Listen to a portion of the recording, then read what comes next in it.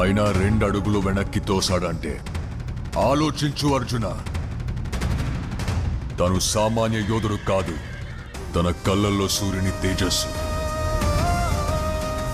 తన చేతిలో ఓటమి ఎరుగని విజయ ధనుస్సు.